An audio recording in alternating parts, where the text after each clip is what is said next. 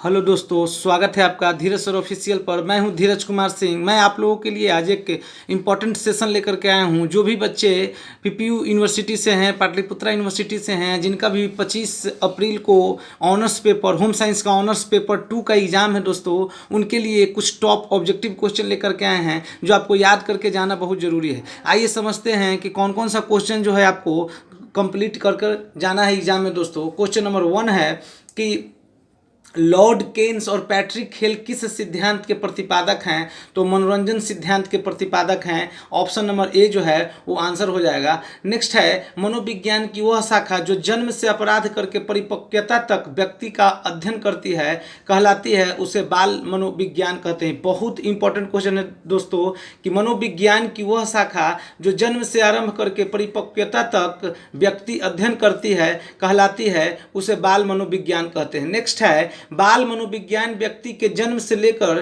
किशोरावस्था तक के विकास की इस प्रक्रिया का वैज्ञानिक अध्ययन करता है। यह परिभाषा किसने दी है? तो क्रो तथा क्रो ने जो है इसका डेफिनेशन दिए हैं दोस्तों।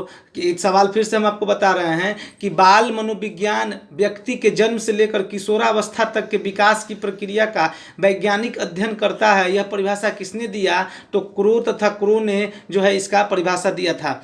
अगला सवाल है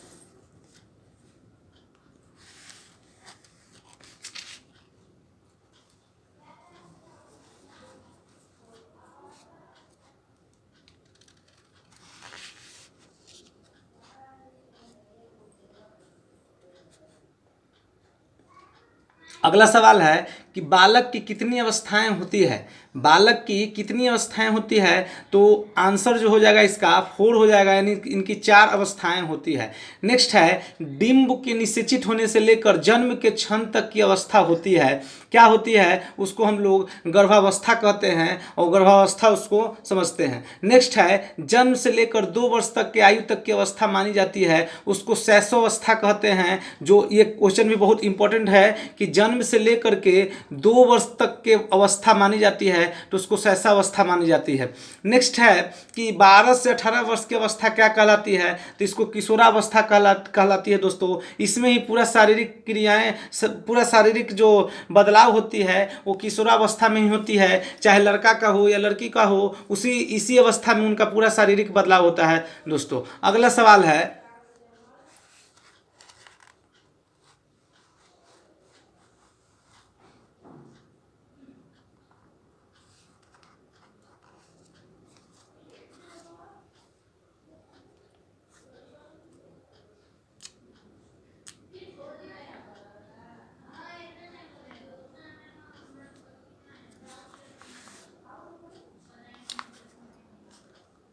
नेक्स्ट सवाल है कि भाषा भाषा वह प्राथमिक माध्यम है जिसके द्वारा व्यक्ति अपने समाज को प्रभावित करता है तथा समाज से प्रभावित होता है। यह परिभाषा किसने दिया था? तो एलिस ने जो था ये परिभाषा दिया था।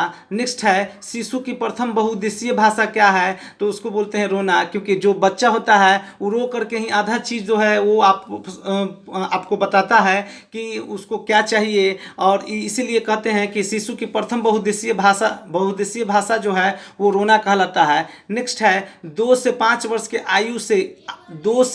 के आयु के बालकों की स्मृति कैसी होती है? तो तीव्र होती है, बहुत तेज होती है, जो आपको याद करना है और याद करके जाना है। अगला सवाल है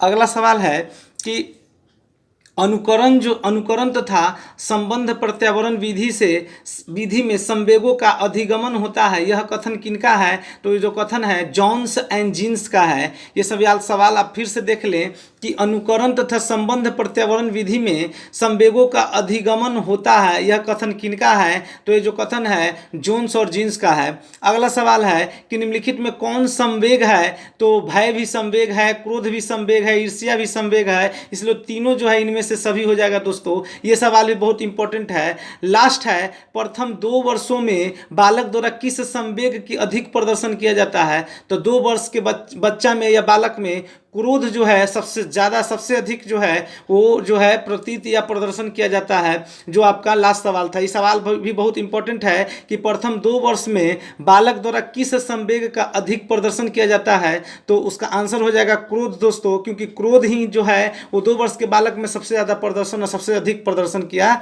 जाता है दोस्तों। ये आपका कुछ टॉप ऑब्जेक्टिव सवाल था दोस्तों, जो आपको हर हाल में कंप्लीट करके जाना है। और जिनका पेपर 2 25 अप्रैल को है, उनको होम साइंस ऑनर्स का पेपर 2 का जिनका भी 25 तारीख को 25 अप्रैल को एग्जाम है दोस्तों, उनको हमारे तरफ से बेस्ट ऑफ लक और बहुत बहुत शुभकामना दोस्तों। और आप जाएं और आप बहुत ढंग से तरीके से कम 20 पेज प्लस लिखे दोस्तों, तो आपका मार्क्स जो है बहुत बेहतरीन आएगा दोस्तों। अगर आप हमारे चैनल पर नए हैं तो धीरज सर ऑफिशियल को कृपया सब्सक्राइब कर दे दोस्तों, जो आपके लिए बहुत ज़रूरी है। धन्यवाद।